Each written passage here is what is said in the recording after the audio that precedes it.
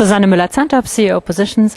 I'm here with Ernst A. Brugger, head and founder of the Sustainability Forum and the Sustainability Symposium, the 9th time in Zurich, Rüschlikon. And I'm very pleased to have listened to 2 days of inspiring presentations. Your highlights? I think my highlights are that we had a very good participation of the private sector, of mainstream capital players, financial market players, insurance companies, banks, investment companies, asset managers, rating agencies. So I think that was our target and our objective, to have them involved in this discussion about how environmental markets may evolve and how they have to be developed. But additionally, the second highlight is they were in a dialogue with very prominent and very experienced policymakers and NGOs who have an influence on the policy framework. So I think this combination was really, for me, the most interesting thing. Content-wise, I think we made a lot of progress in insights, in a certain optimistic realism, I would say, how those markets may evolve and which markets have more potential to evolve than others. So I do think, yes, it's a very, very inspiring discussion which we had. There was a lot of discussion about the different roles, the roles of the public administration and policymakers, as you said, and the roles of corporations. And the roles of corporations seems to be changing. It wasn't quite clear. What is the result for you personally? I think the private sector and the corporations are seeing that the world is changing, as everybody sees it, and maybe they even see it further than and faster than others, more rapidly. So they see the risks, and they have to do a much more foresight-oriented risk management on the one side. And they know risks and stress symptoms, normally also create opportunities. So it's a clever attitude, intelligent attitude from the private sector to go early enough into those analyses and take out of it the conclusions. From the public sector, it's clear that they have to rethink the framework.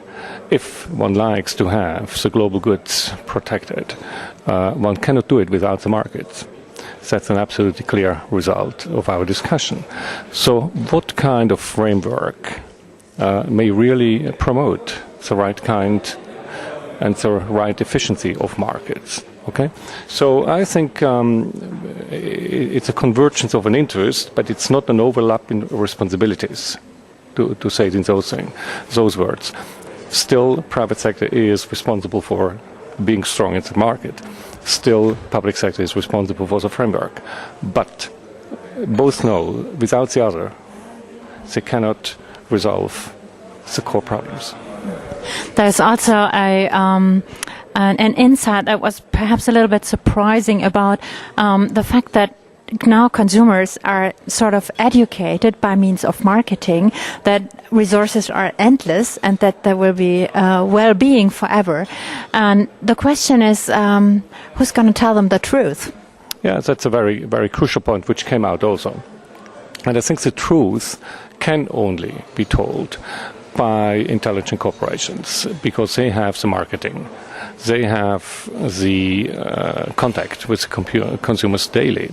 It was interesting that Shell, Roxanne of Shell, said that there is a discussion in this corporation, for example, to say, why don't we turn the marketing around?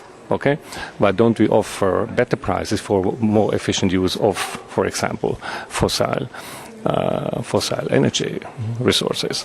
That's beginning to tick now, So it's not just that you have an ad in every newspaper about we are a green company and aside of it you are doing whatever you like to do, but it's starting to go deeper into the consumer relations.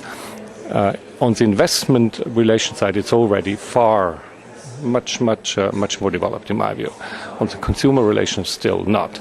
There's a reason for it, And the reason is the consumers have a little bit a double consciousness, Maybe as citizens, they're voting for the right things, But as consumers, they're often not voting for the same things. Okay, so we have also on the consumer side a lot of discrepancy in attitude versus real behavior. Okay, so it's a tricky issue. Yeah, thank you so much.